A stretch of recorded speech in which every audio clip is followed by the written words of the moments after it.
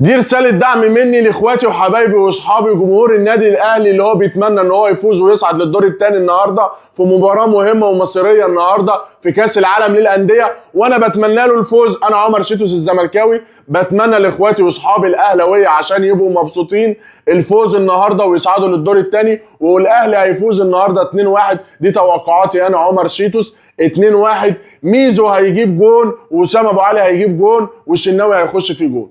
وهنبدا الفيديو بتاعنا النهارده على طول بخطه المدرب وخطه النادي الاهلي اللي هيلعب بيها في المباراه النهارده، المباراه المصيريه. وهي طبعا الخطه دي احنا عارفينها من ساعه المدرب ده ما جه وهو بيلعب بيها 4-2-3-1 او 4-3-3. وطبعا في حراسه المرمى محمد الشناوي، وباك شمال يحيى عطيه الله، وباك يمين محمد هاني، واثنين مساكين اشرف داري وياسر ابراهيم. قدامهم اثنين نص ملعب مروان عطيه وحمدي فتحي. قدامهم ثلاثه بن رمضان، وشمال تريزيجيه، ويمين زيزو وميزو وكالابيزو، وقدامهم راس حربه وسام ابو علي.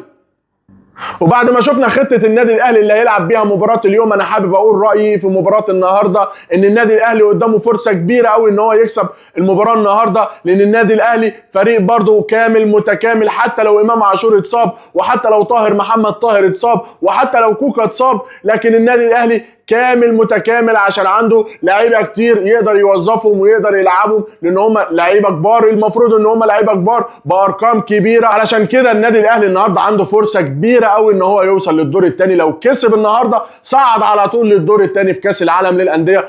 وعلشان كده النادي الاهلي النهارده عنده فرصه كبيره قوي ان هو يوصل للدور الثاني. لو كسب النهارده صعد على طول للدور الثاني في كاس العالم للانديه. وطبعا ده فخر كبير قوي بالنسبه للنادي الاهلي وجمهور النادي الاهلي. لكن انا برضو حابب اوصل رساله ان الفريق اللي هيلاعب النادي الاهلي النهارده فريق جامد جدا، وكلنا شفناه مع بورتو عمل ايه، وتعادلوا 0-0، لكن كان ماتش جامد جدا. والفريق ده على فكره اللعيبه بتاعته كلهم صغيرين في السن.